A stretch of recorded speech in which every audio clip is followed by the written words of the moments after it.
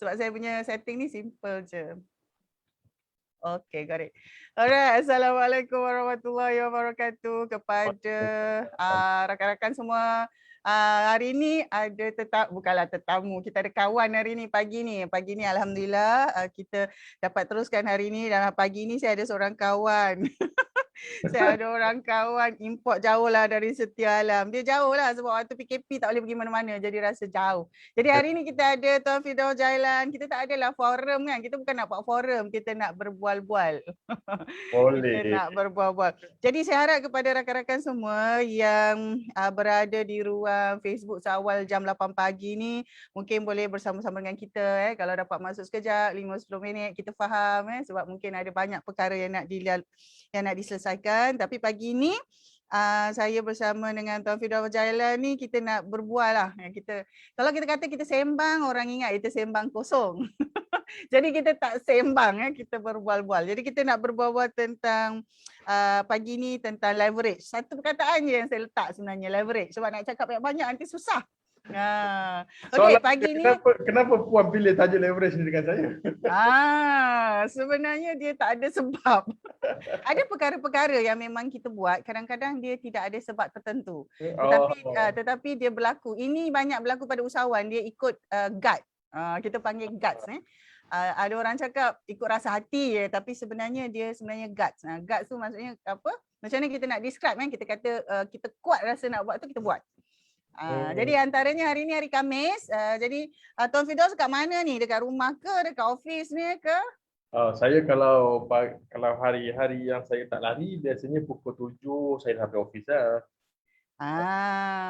Sebab saya tak boleh buat, saya bukan orang yang boleh buat kerja di rumah lah. Sebab saya di rumah saya tak produktif langsung.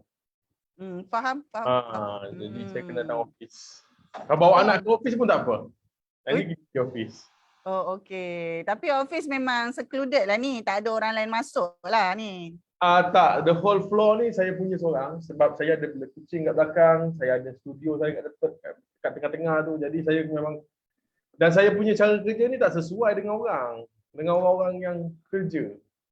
Okey.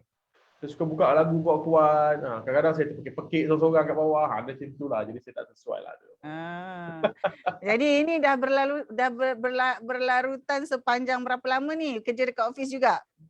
Saya start daripada saya balik hari tu di sini. Sampai sekarang saya memang kat office. Tapi kan memang kat office lah. Sebab rumah dengan office pun dekat saja. Rumah dengan office kalau jalan kaki pun lebih kurang dalam 10 minit saja lebih kurang. Kalau jalan kaki pun. Alhamdulillah. 1 kilometer lebih je. Jadi biasanya kalau biasanya pada kebiasaan bila kita susunkan macam kalau saya sendiri sebenarnya bila saya susunkan sesuatu tu ada yang kita buat tu kita trial and error saja, kita test saja. Tapi ada setengah-setengah perkara tu kita dah tahu. Jadi kita nak buat secara spesifik. Jadi hari ni sebenarnya kenapa saya pilih leverage tu kerana saya sedang membaca semula. Sebenarnya ada satu buku yang sedang dibaca dan ada satu topik dia sebut sebagai leverage. Jadi bila saya tengok, topik leverage ni baguslah. Okey, kita orang kata kita ulang kaji, kita review, buka baliklah. Jadi bila buka balik tu, jadilah topiknya nak bercakap tentang leverage. Kalau tanya kenapa hari ni pilih leverage ni, sebenarnya itu saja, tak adalah sebab-sebab lain. Dan kemudian bila saya tengok balik pengalaman-pengalaman sebelum ni kan, bila kita bercakap tentang leverage kan, kalau kawan-kawan usahawan kat luar sana kan, kalau kita kata kita bercakap pasal leverage ni, sebenarnya ramai yang nampak macam saya nampak macam keadaan itu seolah-olah kita namanya hebat, leverage. Perkataannya macam menunjukkan kita orang terror saja kan, tapi pada keadaan tertentu saya ada mengalami beberapa situasi di mana betul kita kata namanya tu leverage, tapi sebenarnya makna leverage tu dia berbeza-beza. Maksudnya definisi leverage kepada saya lain. Bila baca dekat buku lain. Baca buku ni lain sikit. Okey, jumpa orang ni lain sikit. Jadi mungkin kita nak bual sikit lah. Saya rasa Tuan Firdaus pun ada banyak pengalaman bila kata pasal leverage ni. Saya hidup dengan leverage. Kan. Jadi kita ada banyak pengalaman dengan leverage. Jadi saya kalau boleh sebenarnya orang kata okey ceritalah yang baik-baik. Tapi hari ni sebenarnya saya nak bawa satu pendekatan di mana saya rasa saya mengalami satu keadaan di mana orang kata dia nak leverage. Tetapi sebenarnya dia mempergunakan orang lain. Ataupun kita kata people take advantage of other people. Dia ambil kesempatan kepada orang lain. Jadi mungkin kalau Tuan Firdaus macam mana sebelum kita kata kita nak cerita yang saya nak cerita benda buruk tu kan? Mungkin Tuan Firdaus nak cerita sikit definisi yang Tuan Firdaus ada dan guna sekarang macam mana? Bismillahirrahmanirrahim. Sebenarnya kalau leverage ni pada saya lah kan. Praktikkan sebenarnya leverage ni adalah salah satu privilege. Sebab kita boleh leverage sesuatu tu dengan orang lain atau dengan sesuatu benda. Tapi macam Puan cakap lah, ramai orang yang dia ambil kesempatan atas leverage yang diberi ataupun leverage yang didapati itu dia ambil kesempatan. Macam saya menggunakan leverage ni basically kebiasaannya untuk situasi menang-menang lah. Macam sekarang ni kan, kita pun, Puan pun sedang leverage saya pun sedang leverage Puan sekarang ni. Cuma bezanya apa yang kita buat adalah kita bagi manfaat kepada audiens kita. Jadi kalau hari ni audiens Puan dengar pasal perkongsian yang saya bawa dengan Puan, mereka dapat manfaat. Saya pula dapat manfaat daripada segi saya berkenalan dengan audiens Puan. Macam itu. Jadi leverage ni Puan memang betul-betul macam Puan cakap tu. Memang ramai orang yang lebih banyak ambil kesempatan daripada berikan peluang leverage ni. Ini banyak berlaku lah. Macam saya rasa kalau nak cerita yang saya kena pun bersepak-sepak. Kalau nak cerita yang saya kena. Tapi sebab kita punya sikap kita kan sikap move on kan. Jadi kita tak bising-bising. Jadi pada saya kalau kita nak cerita sekadar untuk tuan-tuan boleh baca either ni real businessman ataupun conman, itu kita rasa memang kita kena cerita. Banyak sebab conman ni yang memang terror bab leverage. Saya cakap terang lah, saya kalau tak ada cikgu yang betul, saya rasa saya pun jadi conman. Tanpa sedar ke apa tu? Conman yang berstruktur, structured. Jadi kalau saya tak ada cikgu yang betul pun kemungkinan besar saya akan ke situ. Sebab game leverage ni seronok kan. Game leverage ni seronok. Kita benefit, benefit tanpa kita boleh dapat benefit tanpa kita susah sangatlah nak buat something tu. Tapi ramai orang dia tak faham konsep leverage ni. Jadi dia rasa semuanya bila leverage ni dia macam ambil kesempatan punya, dia macam buat kerja yang tidak bermanfaat kepada dia punya. Dia ramai orang tak faham. Sebab leverage ni biasanya kita guna bila kita perlukan sesuatu yang kita tak boleh buat tapi ada orang lain buat, ataupun sesuatu yang kita boleh tukar dengan duit, dengan masa dan sebagainya. Jadi kalau macam kita kata leverage ni sebenarnya kan, kalau dalam keadaan tertentu orang nampak dia seolah-olah hanya untuk bisnes kan. Tapi sebenarnya kalau kita tengok balik, bila kita cakap pasal leverage ni, dia berlaku dalam banyak keadaan. Kadang-kadang kita mungkin kita kata kita memang bekerja dalam organisasi, ataupun kita kata kita setiap hari ada apa orang cakap kehidupan kita, perjalanan hidup kita yang kita lalui hari-hari. Jadi sebenarnya dalam setiap perkara yang kita buat tu sebenarnya ada beberapa perkara yang kita leverage, tapi kita tak tahu benda tu sebenarnya dia masuk dalam kategori leverage ni. Jadi kalau kita rujuk dalam, katalah kita baca buku ke apa kan, macam saya sebut tadi kan, saya pilih tajuk leverage ni sebab saya ada baca semula buku dan dia ada berbincang satu bab tu tentang leverage saja. Jadi kalau dalam kefahaman buku ni dia memang sebut kita gunakan leverage ni, kita gunakan sumber yang orang lain ada untuk mencapai tujuan kita. Untuk mencapai tujuan kita, untuk apa yang kita nak lah, apa yang kita nak, tapi kita gunakan sumber daripada orang lain. Itu yang saya faham Tuan Firdaus cakap tadi, game leverage ni seronok pasal macam tu lah tadi, kita tak gunakan sumber kita gunakan orang lain punya dan kita dapat manfaat tu. Tapi dalam keadaan semasa, kita kata secara kalau dalam kita terutamanya orang Nusantara, orang Asia, orang Melayu, kalau kat Malaysia terutamanya orang Malaysia, kita ada 3 pendekatan yang tinggi, iaitu dari segi apa orang cakap, dari segi minda, dari segi minda kita, intelektual kita, dan juga dari segi rohani yang kita sebut sebagai budi. Kan kita sebut sebagai budi. Itu semalam sebenarnya saya masuk conference, hari ni ada lagi conference tu, jangan masuk lambat sikit pukul 9. Jadi dalam conference tu keynote speaker tu Profesor Emeritus Tan Sri dia ada sebut, dia sebut orang Melayu dia sangat tinggi sebab dia ada budi. Yang itu yang dia sebut, dia kata ada budi bicara, budi pekerti, budi bahasa. Jadi bila saya relate balik kan daripada konten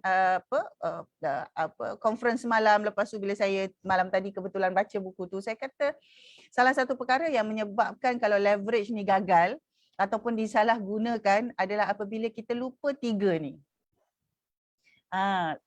Sebab kita kata budi ni dia melangkaui tau. Budi ni satu perkara yang tinggi. Kalau nak translate dalam bahasa Inggeris tak boleh.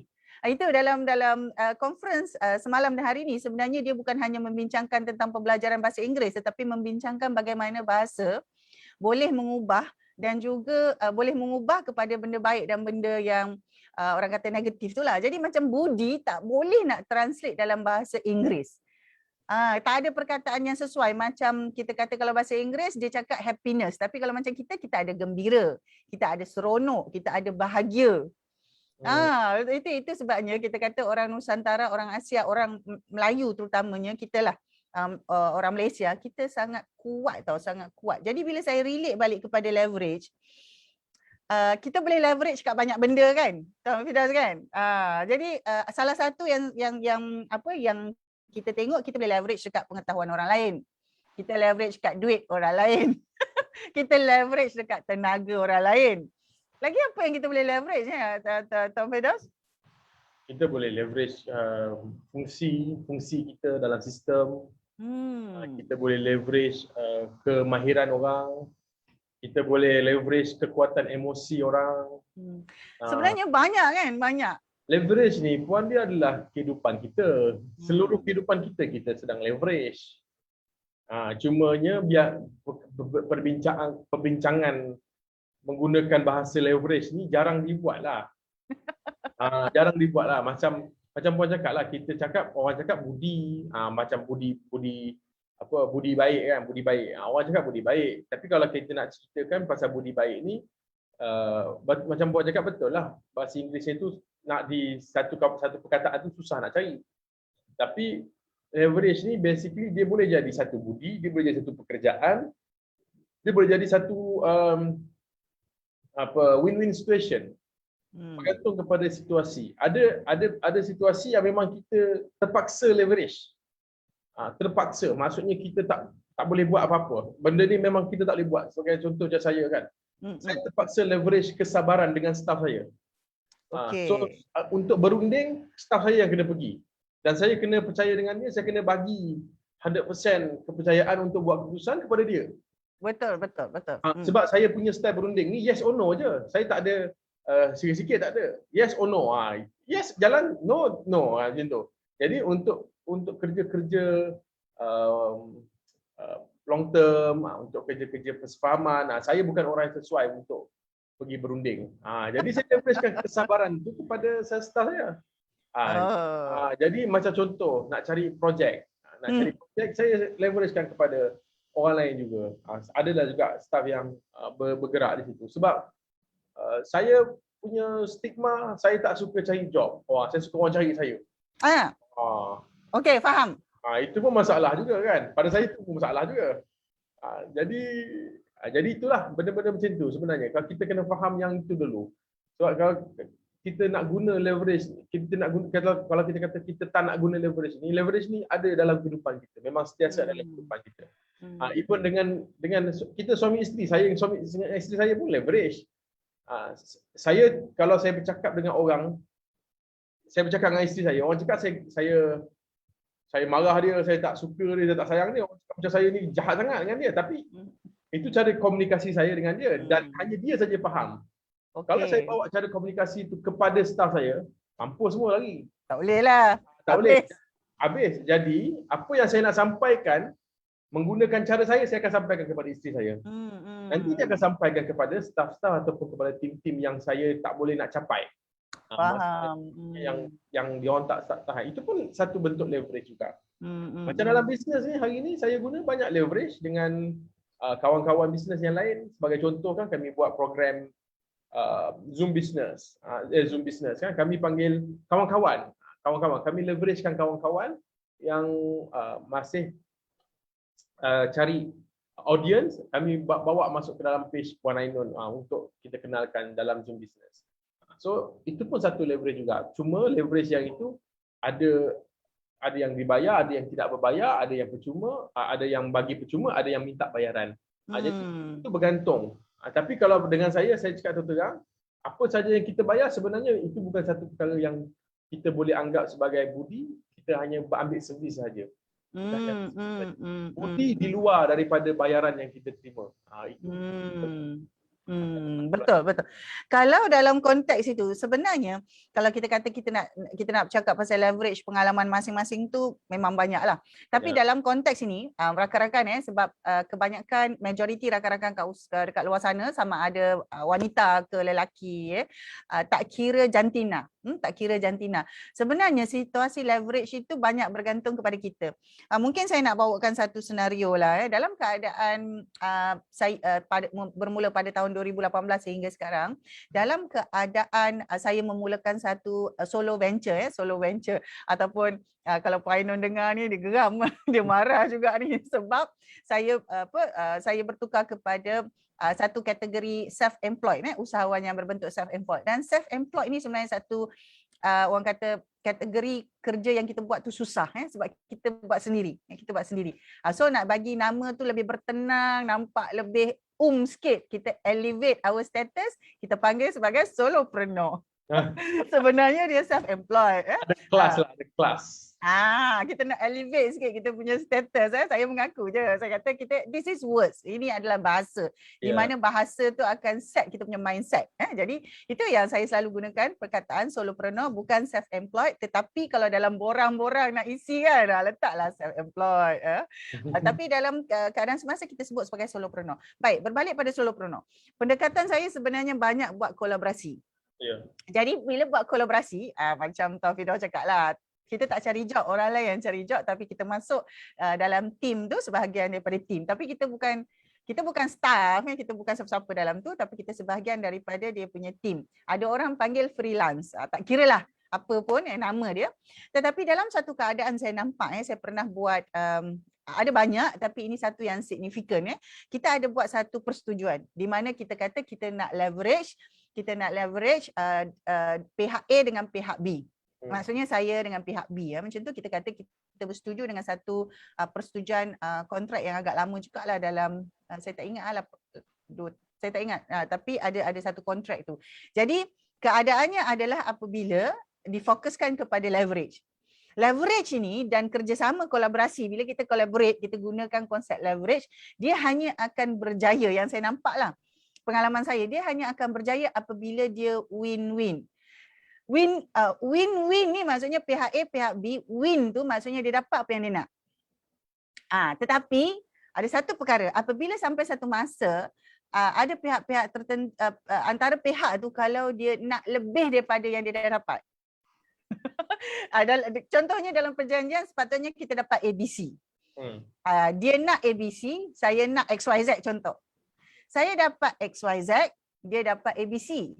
Tapi dengan leverage tu ada satu pihak yang dapat ekstra, yang dapat lebih.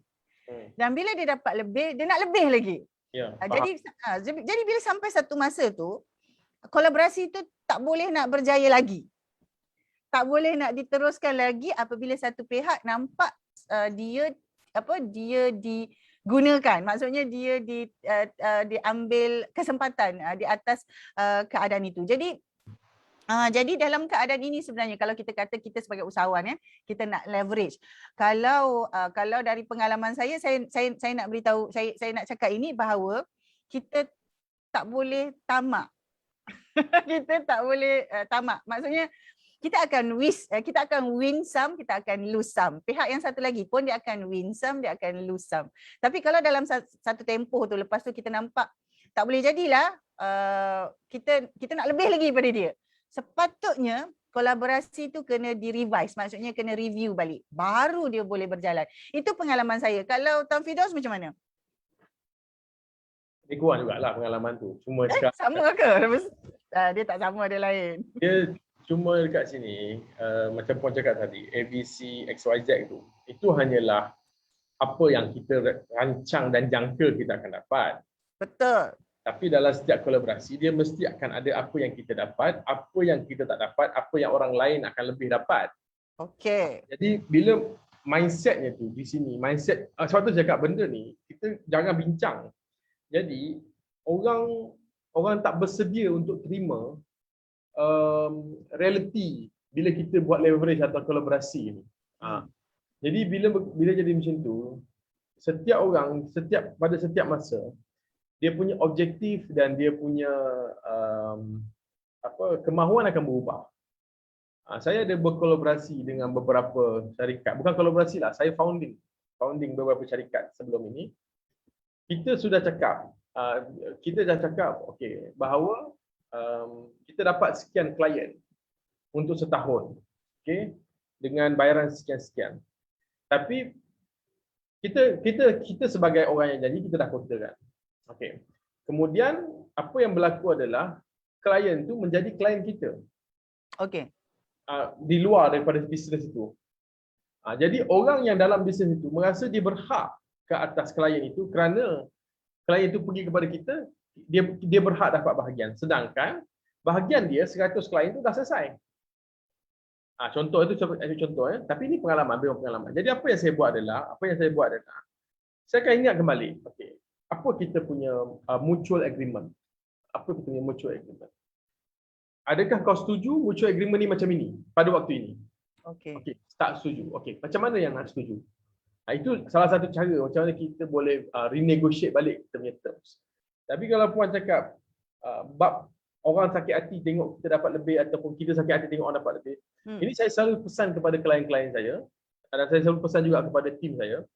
Jangan buat perangai duk kira duit orang lah. Okey, jangan sibuk nak kira duit orang. Sibuk nak kira duit orang. Kalau saya nak kira duit saya dengan duit point ni katnya, dah bergaduh lah kami ni. Sebab apa saya cakap ni tu? Sebab kontrak antara kami ni, inilah kontrak leverage. Puan Ainon leveragekan audiensnya, leveragekan kekuatan dia sebagai penulis konten. Saya leveragekan kekuatan saya kepada beliau menguruskan media sosial dia. Maknanya kalau dia setakat tulis konten, dia tak boleh pergi sampai sekarang. Zaman tulis konten ni dekat Facebook ni dah habis dah Puan. Sebab terlampau ramai orang yang menulis konten hari ni. Jadi kalau dia tak leveragekan kekuatan dia tu kepada saya, maknanya dia bagi konten dia kepada saya untuk saya uruskan dan saya minta dia buat konten, maknanya saya leveragekan kekuatan dia konten tu, buat konten untuk saya jaga media sosial dia. Barulah kami boleh grow, kami boleh hidup. Jadi apabila ada perbincangan tentang kau dapat apa, aku tak dapat apa, itu perbincangan tu di awal-awal dah mesti dipersetujui dan masa kita masuk dalam ruang kolaborasi tu, janganlah kita buat perangai atau bawa perangai kira duit orang. Ini memang perangai. Kalau saya ada partner macam ni ataupun rakan kolaborasi macam ni, saya memang tak akan tunggulah. Kau nak apa, kau ambil, aku nak belah. Sebab memang akan jadi macam itu.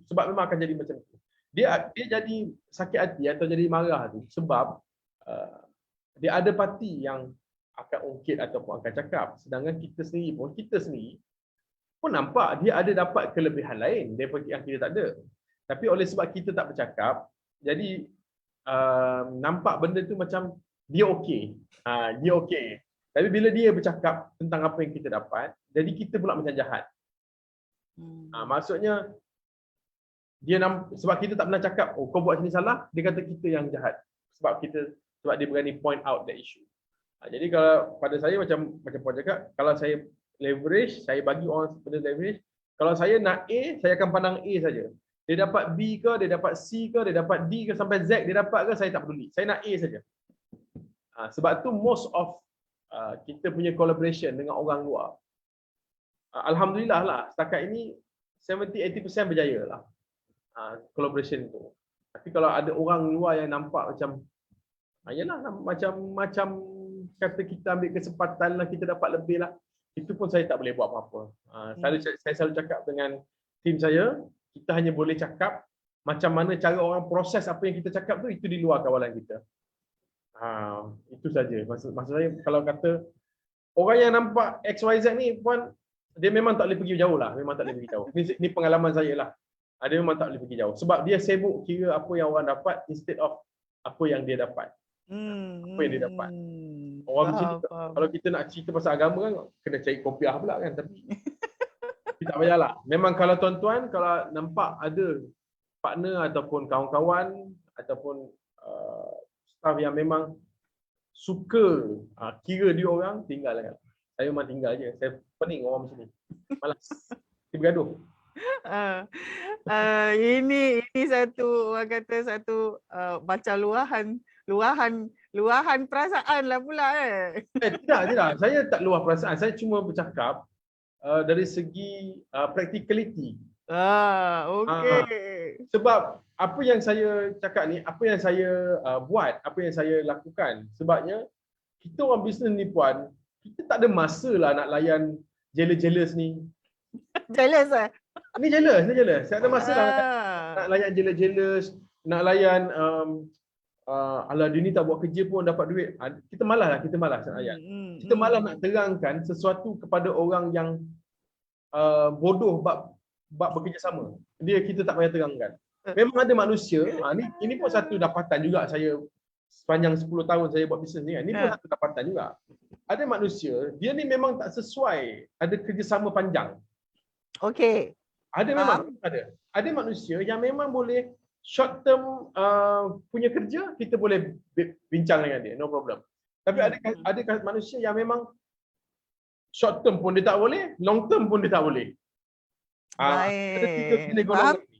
Jadi kita ni akan jumpa semua golongan ni lah. Bila kita buat bisnes, kita akan jumpa semua golongan ni. Jadi kita kena tahu macam mana nak handle dia orang, dan kita kena ambil maklum bahawa ini adalah one of the risk kalau kita nak main leverage dan kita nak main collaboration. Ini bukan cerita partner saja. Kadang-kadang supplier pun sakit hati dengan kita. Faham? Ya. Kadang-kadang supplier pun sakit hati dengan kita. Saya pun pernah kena supplier sakit hati dengan kita kan. Jadi agent daripada kilang pun sakit hati dengan kita sebab ada perkara-perkara yang kita buat mungkin merugikan dia tapi menguntungkan kita. Dia rasa macam benda tu tak betul, jadi dia pun sakit hati dengan kita. Jadi dalam dunia leverage dan kolaborasi ni, kita kena faham tak semua orang boleh terima apa yang kita buat, dan tak semua benda kita boleh terima apa yang orang buat pada kita. Jadi saya ambil pendekatan, kalau aku tak boleh go dengan kau sebagai orang bisnes, so kita kawan je lah. Aku takkan cakap kau tipu aku ke, aku takkan cakap kau scam aku ke, tak ada. Cuma aku takkan buat bisnes dengan kau dah. Itu sajalah. Faham. Jadi kalau ada kawan-kawan yang tanya, dia ni okey ke kalau buat bisnes? Kau try lah dengan aku. Kalau dengan aku okey je. Kalau kena sikit-sikit tu biasalah. Macam tu kan. Jadi kita faham lah.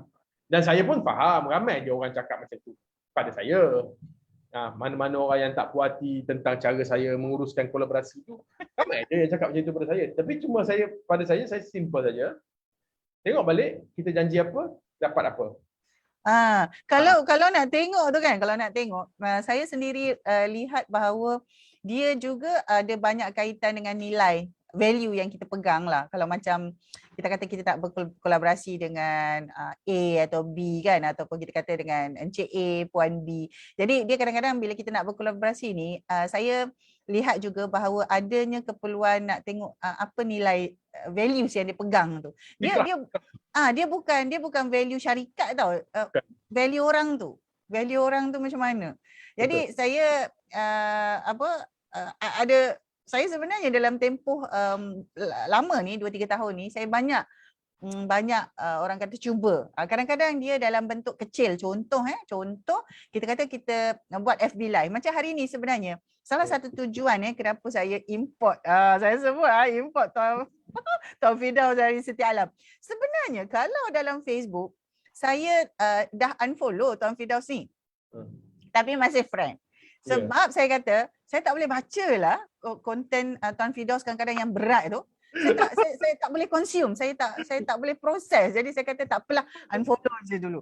Jadi ada masa-masa lepas tu kita pergi balik, okey. Jadi perkara ni adalah normal, bagi saya normal. Tapi saya tahu kalau ada perkara yang nak leverage, ada kekuatan daripada tim Tuan Firdaus jalan, iaitu dari segi orang kata digital marketingnya, strategi-strategi pemasarannya. Saya tahu sebab saya pernah bekerja kan Tuan Firdaus jalan, saya pernah bekerja, bukanlah bawah company itu, bukan, tapi maksudnya ada kerja-kerja yang kita lakukan bersama untuk merancang plan pemasaran setahun tak saya untuk sebuah syarikat. Jadi daripada pengalaman tu saya tahu ABS digital boleh dipakai, maksudnya boleh, cuma ikut kesesuaian kita. Daripada ilmu tu sebenarnya, daripada ilmu setahun yang saya rasa tak sampai setahun, saya tak ingat berapa lama, tapi plan tu digunakan untuk setahun. Daripada pengalaman tu sebenarnya itu yang saya gunakan semula sekarang. Maksudnya sepanjang tempoh yang saya buat apa-apa ni, ilmu-ilmu tu, pengalaman tu sebenarnya yang saya guna. Jadi kalau orang kata saya tak outsource ke apa, betul lah saya tak banyak outsource sebab dah banyak dah yang dah belajar tu, tinggal guna.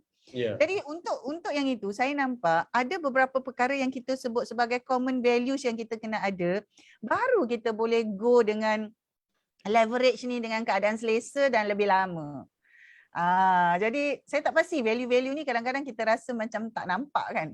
Contohlah kita kata respect, kita tak nampak tapi kita tahu dia buat. Katalah kita kata integrity lah, macam-macam lah kan, value, service lah, apa semua tu. Jadi kalau ikutkan macam Tuan Firdaus macam mana? Kalau macam saya sebenarnya antara value yang saya lihat adalah antara value yang saya lihat tu adalah keinginan orang tu untuk memberi. Maksudnya dia punya value tu customers first. Kalau dia punya value tu customers first, saya boleh pergi lama. Tapi kalau katalah dia kata dia punya value tu lebih kepada goal dia, kata okey tahun ni saya memang nak 5 juta. Jadi kalau dia fokus kepada yang itu, dia sebenarnya tak salah. Okey je. Tapi saya tak boleh nak go lama. Itu yang saya sebut. Kadang-kadang orang cakap Min, you tak boleh lah charge rendah-rendah. Ini saya cakap terus terang. Min, you tak boleh lah charge murah-murah. Orang buat tu 2-3 ribu, yang kau pergi charge 2-300 tu berapa? Jadi kadang-kadang itulah saya itulah keadaannya. Sampai satu masa mungkin macam orang kata dah tak bermotivasi ke, kau dah tak nak kaya ke, macam tu, dah tak ada motivasi ke nak kaya. Macam satu tahap walaupun belum kaya, tak kaya pun lagi, duit pun tak adalah banyak, cukup untuk makan sendiri, insyaAllah. Tapi itulah orang, saya tak tahu. Jadi kalau macam mana keadaannya bila kita nak melihat value apa yang orang tu ada dan kemudian macam mana kita boleh collaborate. Kalau saya akan tengok yang common values tu, itu salah satu values tu lah. Jadi kalau macam Tuan Firdaus, saya tak tahu sebab Tuan Firdaus dia ada gaya dia sendiri yang kadang-kadang saya pun tak faham dan saya pun jalan je lah, tak payahlah nak fahamkan dia buat apa kan. Saya tak tahulah saya nak cakap macam mana kan, tapi kawan-kawan yang dan partner-partner yang rapat dengan saya, dia orang panggil saya dewa, dewa. Sebab apa saya dewa? Sebab saya punya projection tu ataupun saya punya dewa? Maksudnya saya punya projection ataupun saya punya prediction pasal orang tu biasanya tepat lah. Biasanya tepat dari segi gaya dia dan sebagainya. Tapi itu kemudian. Yang Puan cakap tu, shared value tu, itu perkara yang penting untuk kita bekerjasama. Tapi untuk bisnes, shared value ni pada saya tak penting. Pada saya, dalam leverage, saya akan mencari orang yang boleh deliver saja. Okey. Asal dia boleh buat kerja, jalan. Saya tak peduli lah dia PAS ke, dia UMNO ke, dia Persatu ke. Saya tak peduli lah dia gay ke, dia janda ke, dia duda ke, saya tak peduli. Kau boleh deliver, kita boleh buat bekerja. Itu daripada segi bekerja. Okey. Kerja dan bisnesnya. Tapi daripada segi partnership, yes, memang shared value tu kita kena kongsi. Kalau tidak, kita tak boleh speaking the same language. Aku cakap pasal macam saya contoh, saya dengan Puan Ainon, saya punya shared value saya adalah kita memang betul-betul nak orang bisnes ni buat bisnes betul-betul ikut sistem, ikut peraturan. Yang audit kena audit, yang account kena account, yang akta buruh kena ikut akta buruh. Ini kita nak, itu yang saya share value dengan Puan Ainon. Yang saya hanya pandang itu saja bila saya bekerjasama dengan beliau. Dengan company B, saya akan pandang share value saya adalah make it done. So apa yang kita kongsi, apa saja customer nak buat, kita akan bagi siap. Itu dengan company C dia lain pula. Jadi pada saya berkongsi, saya tak semestinya perlu keseluruhan tu sama, ada share value yang sama, saya tak perlu begitu. Saya hanya perlu satu ataupun sedikit value yang sama, jadi saya boleh bekerjasama dengan mereka. Jadi bab ini kita kena faham diri kita lah. Kena clear lah tu. So kalau value dia komitmen, kalau value dia tu apa orang cakap berbentuk cara kerja, yang itulah yang kita pegang, yang itulah yang kita cari. Betul. So yang lain-lain tu tak apa. Asalkan satu tu.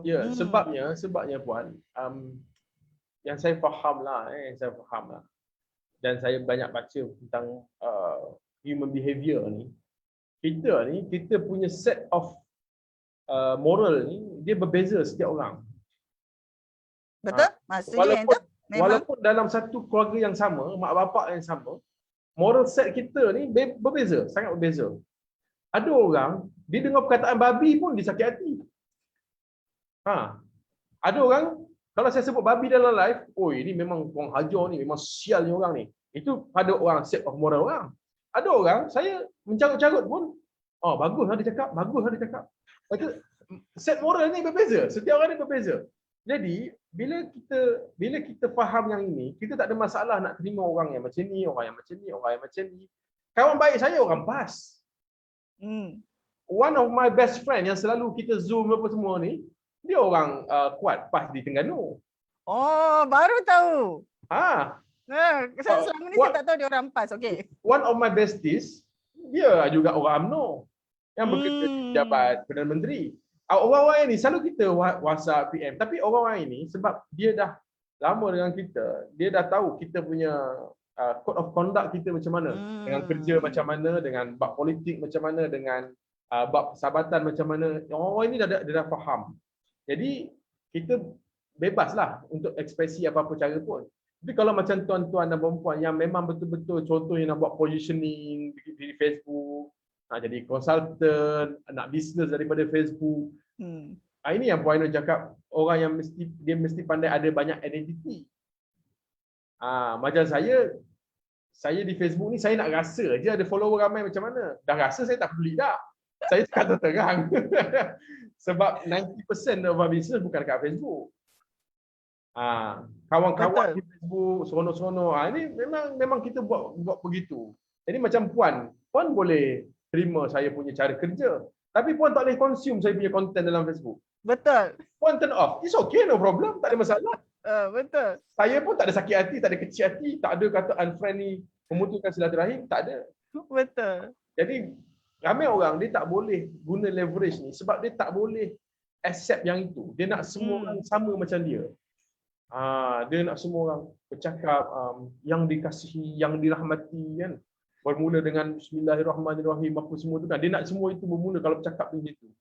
Jadi itu yang banyak orang kita ataupun banyak usahawan-usahawan baru dia berpegang kepada itu dan membataskan. Dan perkara itu membataskan dia kepada greater possibility dalam dia punya collaboration. Jadi ada beberapa perkara yang menarik jugalah yang Coach Taufik cakap tadi kan, bila kita kata kita nak leverage atau kita nak collaborate, yang kita fokus kepada apa yang kita nak capai tu. Jadi yang selebihnya tu jadi ada dalam beberapa situasi saya sendiri kalau macam kalau macam Taufik cakap tadi, ada beberapa apa orang cakap klien ataupun kawan-kawan dia tanya dan dia nak buat macam yang kita buat. Dia tanya dan nak buat macam nak buat. Dan biasanya soalan-soalan macam ini saya kalau boleh saya memang akan address secara direct. Maksudnya bukan melalui WhatsApp ke jawab email tak. Dan biasanya kita jumpalah sama ada call ke apa dan bagi tahu. Kerana setiap perkara macam yang Tuan Firdaus cakap tadi itu sebenarnya apa yang Tuan Firdaus cakap tadi memang perkara yang saya tak buat lah. Yang saya tak buat. Dan secara khusus memang ada perkara-perkara yang orang kata ada pihak-pihak tertentu ataupun keadaan-keadaan tertentu kita kena dissociate. Maksudnya kita tidak dikaitkan, tidak diasosiasikan dengan perkara-perkara tertentu. Walau bagaimanapun association dengan perkara-perkara tertentu pula memberi kekuatan. Maksudnya kita boleh leverage kat situ. Kita boleh leverage kat situ. Jadi salah satu perkara yang kalau orang tanya saya sebenarnya memang antara yang saya buat adalah bekerjasama ataupun jadi volunteer kepada NGO. Jadi bila orang tanya, saya kata sebab saya ada tujuan. Saya ada tujuan kerana kita punya tujuan secara peribadi kan. Kita adalah tujuan bisnes tu satu. Tujuan peribadi tu satu. Tujuan peribadi tu mungkin kita kata kita nak capai 3 tahun atau 5 tahun. Jadi kadang-kadang konsep leverage tu ataupun perkara-perkara yang kita buat tu kita tak dapat segera, kita dapat lambat. Ya, betul. Jadi sebagai contoh, bagaimana saya volunteer kepada beberapa NGO, sebenarnya saya nak reach out. Saya nak apa orang kata, nak sebut orang kata connection ya. Dia bukan connection, kita nak supaya orang tahu siapa kita. Saya mungkin tak tahu ramai orang, tapi kalau boleh saya nak orang tahu siapa saya. Itu saja. Saya mungkin tak boleh kenal semua orang, saya tak boleh jumpa semua orang, tapi sebolehnya saya nak ada optimum ataupun maximum visibility yang orang tahu. Walaupun kita bukan selebriti, kita tak glamour, kita kata kita tak adalah. Tapi baru-baru ni saya bagi tahu jugalah page ada 17,000 follower. Saya kena bagi tahu sebab itu adalah satu angka pencapaian yang saya kata yang organik. Jadi saya kena sebut jugalah walaupun 17,000 tu entah siapa-siapa, mungkin entah siapa-siapa. Tapi saya kena sebut juga kerana ada setengah orang mungkin dah sampai 1 million follower, 2 million follower kan kita, yang itu orang lain lah. Jadi saya kata bila kita buat nak leverage ni kadang-kadang hasilnya tu dia lama, dia lambat. Jadi orang tanya saya dia nak buat juga, jadi saya kena terangkan bahawa kalau you punya tujuan, katalah kalau tujuan dia berbeza, dia tak boleh tiru, kena buat sendiri. Jadi maksudnya you do you. Mungkin you nak buat juga, you mungkin nak masuk NGO juga ataupun nak masuk kelab, teruskan, tapi jangan masuk sebab nak tiru lepas tu you stress, lepas tu you frust.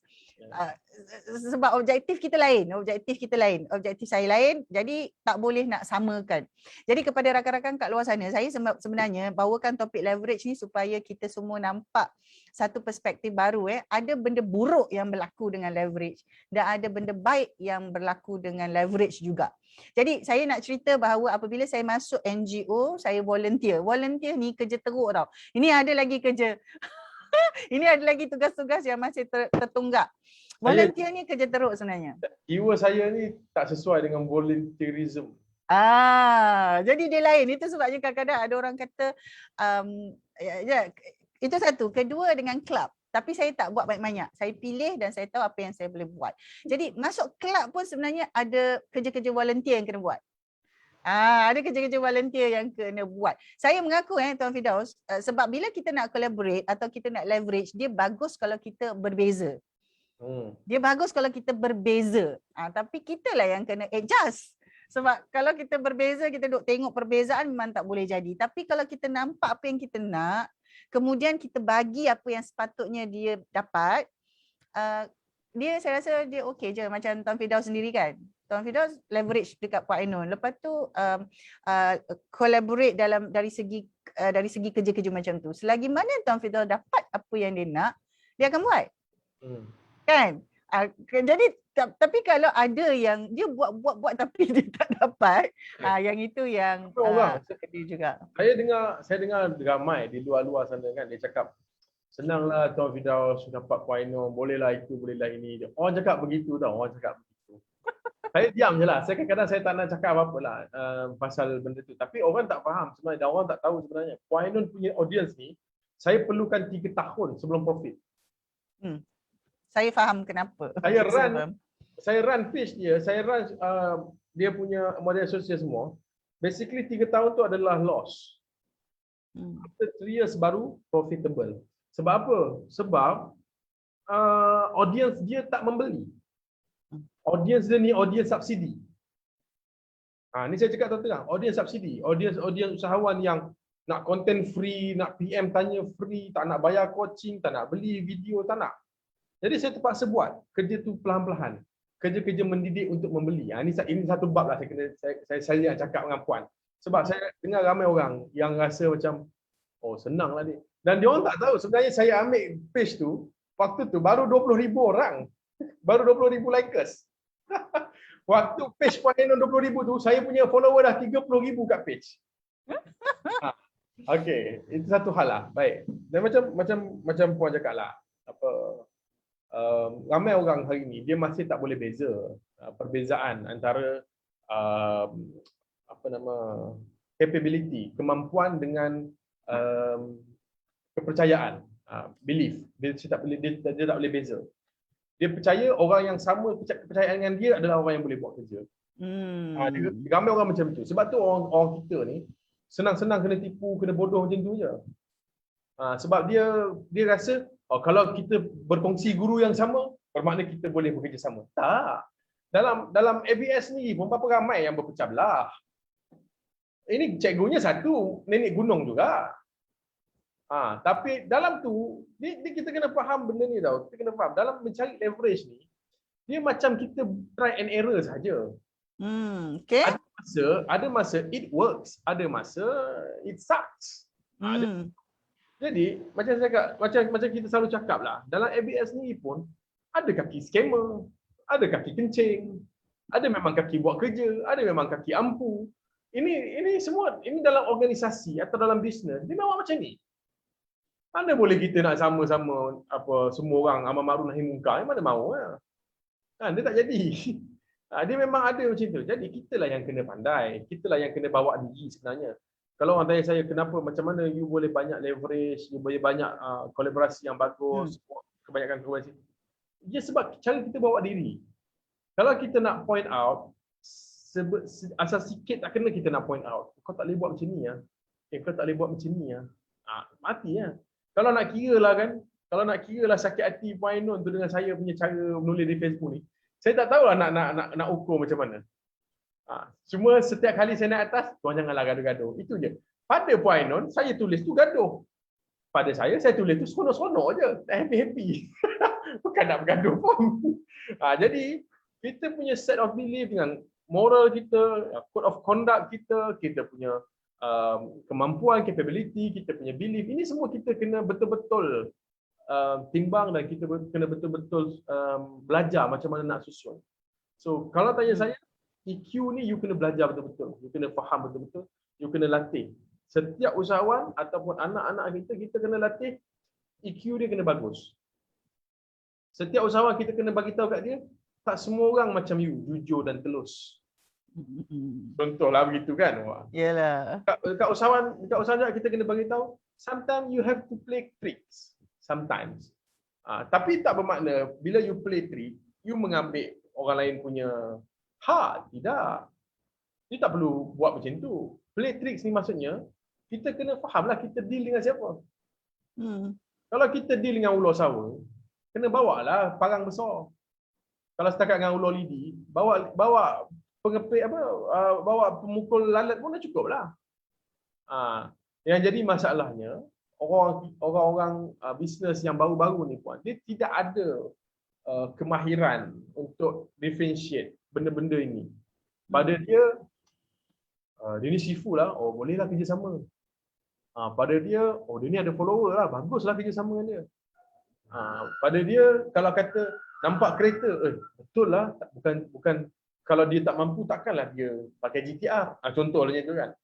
Jadi, usahawan baru ni, dia lack of this kind of, apa orang panggil? Insting. Tak ada. Dia tak ada. Jadi, bukan salah dia orang pun. Yalah, betul. Kita belajar. Jadi, kalau kita buat sesi-sesi macam ni, at least dia orang adalah certain, orang panggil apa? guideline kan, nak tengok hari tu Tuan Firdaus cakap ada ular sawa, ini apa kan, ular sawa tu ular tendung. Itulah. Saya agak macam tu je lah bendanya. Sebab benda-benda macam ni kalau kita cakap macam Puan Ainul cakap juga, kalau kita bagi nasihat yang orang tak minta, orang cakap kita ni jealous dengan dia. Betul. Jadi kadang-kadang the best way adalah biarlah dia kena batuk dulu. Nanti kita sedutlah bisa dia keluar. Macam-macam.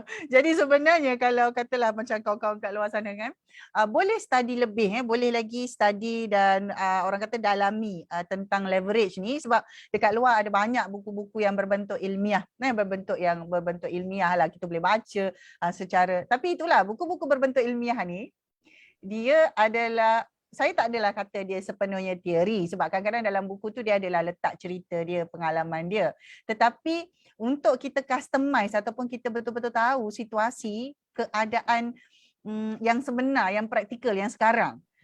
Jadi konsep-konsep tu kadang-kadang dibincangkan dalam buku. Buku tu memang bertahan lama. Katalah buku tu dah berusia 10 tahun lebih. Tapi relevan, konsep-konsep tu termasuklah leverage. Tapi untuk praktikalnya, saya memang sarankan kepada kawan-kawan supaya bercakap ataupun jumpalah, bercakap ke jumpa ataupun dengarlah penerangan mana-mana kepada orang-orang yang memang banyak gunakan konsep leverage tu tadi. Jadi kalau tanya saya kenapa hari ni sebenarnya saya bawa Tuan Firdaus jalan, sebenarnya dia ilham. Toing, tiba-tiba okey, tanya Tuan Firdaus jalan besok dia exercise ke tak? Kalau dia tak exercise, kalau dia tak lari, kita ajak dia cakap pasal leverage. Sebab kalau tidak saya cakap seorang-seorang lah. Jadi kalau cakap seorang-seorang ni dia lain lah sikit, dia punya tone, dia punya cara. Jadi Tuan Firdaus, sebenarnya hari ni saya nak ucapkan terima kasih banyak-banyak. Sebab memang biasanya sebelum saya ajak siapa-siapa, saya bagi penerangan dulu. Sebenarnya kalau saya katalah tuan dan puan yang pernah bersiaran bersama saya dalam hari Sabtu dan Ahad tu, memang saya beri penerangan. Saya maklumkan tujuannya apa yang saya nak dan apa yang dia boleh dapat. Saya memang terangkan. Jadi saya nak share sikit cerita-cerita yang saya bawa dekat Real Stories, Real People Real Stories itu adalah kisah-kisah dan aspirasi cita-cita usahawan. Dia bukan tentang technical business. Jadi ramai ada beberapa feedback yang saya dapat, beri komen. Dia kata, Puan Min dalam sesi tu Puan Min je yang excited dan seronok. Yang Puan Min interview tu nampak macam ngek-ngek. Saya kata sebab saya tahu saya tak jawab, tapi saya nak kongsi di sini sebab yang saya bawa tu mereka bukan orang selebriti. Mereka bukan orang yang nak populariti. Mereka bukan orang yang biasa bercakap depan orang. Mereka bercakap depan orang, tapi itu bukan satu benda yang bagi dia nak buat. Tapi saya kata you have to tell your story, kena cerita benda tu.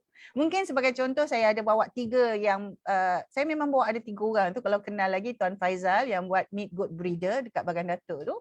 Kemudian Ustaz Azuddin yang buat minyak kelapa dara, dan kemudian seorang lagi Encik Anas yang menjual makanan unggas, makanan untuk ayam apa semua.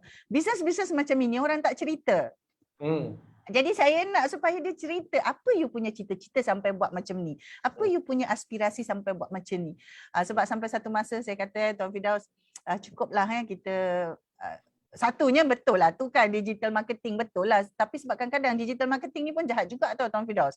Pasal dia buat benda tu viral, dia buat benda tu macam jadi trendy, tapi sebenarnya dia tak sustainable. Sebab bisnes, kalau tanya saya, secara peribadinya saya cakap banyak je bisnes yang tak perlu pun digital marketing sangat. Dan ada certain perkara yang kita perlu digitalkan, itu kita kena digitalkan lah. Tapi tak semua benda kena digitalkan. Saya ambil contoh lah, macam dulu kan kita kolaborasi pasal tadika apa semua kan. Jadi saya punya marketing plan tu, strategi tu sangat kurang lah yang guna FB ad, sangat kurang. Apa yang saya cakap adalah selalu bagi flyer, selalu contact dengan mak bapak, selalu jaga customer service. Ada bisnes-bisnes yang memang tak perlu pun you spend a ton money dalam dia punya platform, tak perlu pun. Dan macam Puan cakap tadi lah, bab teori, bab praktikal, ini semua benda yang you kena faham dan you kena buat. Dan you kena tanya. Dan saya suka cakap, kalau you tak nak dapat jawapan bodoh, you tanya soalan yang cerdik. Okay. Soalan cerdik ni macam mana? Soalan cerdik ni, you baca dulu. You tak faham, you tanya. Jangan tanya soalan contoh macam Saya minta maaf lah, ini saya punya personal. Saya tak tahu orang lain, tapi saya punya personal macam tu. You jangan tanya saya apa maksud leverage. Jangan tanya saya apa maksud leverage.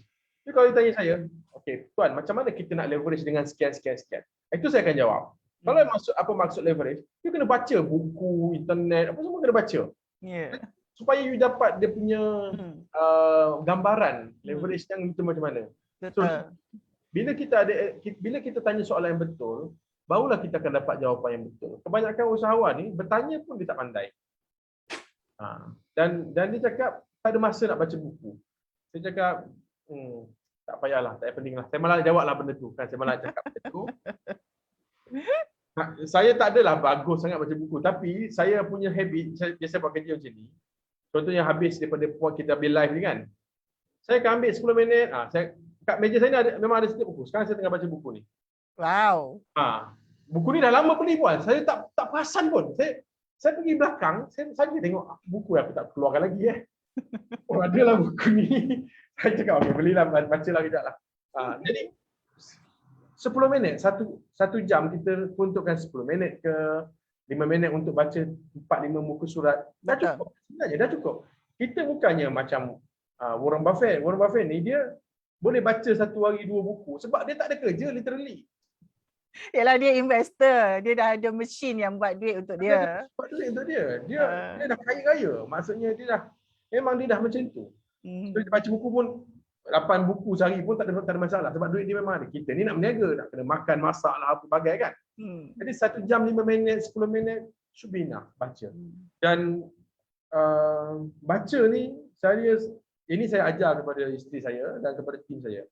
Kalau you bukan orang yang suka baca buku, you buat strategic reading. Strategic reading ni apabila you baca, contohnya you buka buku ni kan, you tak faham satu perkataan. Okay, you terus Google, you terus baca the whole concept of perkataan tu apa. Lepas tu dah done, tutup buku. Macam tu pun cukup. Faham.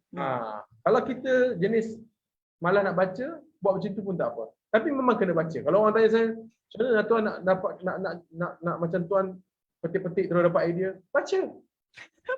Petik dapat idea. Dia bukan petik-petik. Tak ada, dia tak ada petik-petik, dia baca. Baru tu, frasa baru, menarik. Petik-petik dapat idea. Okey. Bukan petik-petik. Ni memang kita baca apa yang kita memang dah praktik. Kadang-kadang cerita-cerita daripada kawan-kawan, daripada klien yang kita boleh masukkan dalam solusi itu kita buat kadang-kadang. Tapi saya sendiri pun selalu cakap dengan mereka, kalau you nak dapatkan nasihat yang nasihat ni ada dua. Satu nasihat menggunakan kaedah itu, satu lagi nasihat adalah nasihat mengetahui rules and regulation tentang kaedah itu. Rules and regulation ni kena pergi kepada profesional. Kalau company kena pergi pada syarikat, tax agent, LHDN ni kena pergi kepada profesional. Kalau setakat nak guna, okay tuan, saya punya tax sekian banyak, macam mana saya nak pakai bagi habis lah. Ini kita boleh sembang lah. Macam mana nak tahu banyak yang tax kena buat, you kena cari tax agent. So yang ini pun usahawan baru kena faham. Dia tak boleh minta nasihat daripada semua orang. Dia kena cari certain orang saja. Ini tidak semua tempat, semua live dia tanya soalan. Tak boleh. Dia kena tengok, dia baca, oh live ni berat sangatlah untuk aku, tak boleh masuk lah untuk aku, tutup. Dah, jangan tengok. Jangan beria-ria nak faham semua benda. Sebab lebih banyak perkara yang kita nak faham, kita akan jadi lebih tak faham. Jadi bagus kita ambil satu persatu. Contoh pada hari ni kita cerita pasal leverage, Habis live ni you search pasal leverage saja. Janganlah cerita pasal cari code of conduct pula, morality lah, human behavior. Jangan. Boleh saja. Itu je lah. Yalah, sebab hari ni sebenarnya memang kita nak cakap pasal leverage saja. Tetapi ada perkara-perkara lain yang berkaitan. Yang kita leverage itu terjadi kerana perkara-perkara ini. Alright. Jadi hari ni leverage saja. Jadi untuk itu saya Taufik Daud, saya ucapkan terima kasih banyak. Jadi ini saya kata, orang kata golden moment. golden moment. Jadi macam itulah saya pun sangat saya sangat bertuah lah hari ni sebab Tuan Firdaus dia hari ni dia tak berlari. Kalau dia berlari tak sempat. Okey, jadi untuk itu saya ucapkan terima kasih banyak Tuan Firdaus kepada rakan-rakan yang berkesempatan masuk tadi. Saya ucapkan terima kasih kepada Puan Hafidah, Tuan Saifullah, Tuan Putera Haira. Yang ramai-ramai itu saya tak sempat nak sebut nama, tapi tak apa, insya-Allah Allah sajalah yang tahu kehadiran siapa tu. Jadi untuk itu kita ucapkan terima kasih kepada semua dan kepada rakan-rakan. InsyaAllah kita akan berjumpa lagi dalam sesi video yang lain. InsyaAllah bila saya tengah rajin ni, jadi ada snippet video, ada video kecil-kecil yang saya ambil semula tu. Saya ada satu job, saya satu collaboration untuk Puan sebab Puan tengah rajin. Jadi apa kata kita leverage kerajinan Puan tu? InsyaAllah boleh saja asalkan dia win-win. Dah lah, kita win some, kita lose some. Jadi untuk itu saya ucapkan terima kasih. InsyaAllah kita jumpa lagi. Assalamualaikum semua Tuan Firdaus. Terima kasih. Assalamualaikum semua.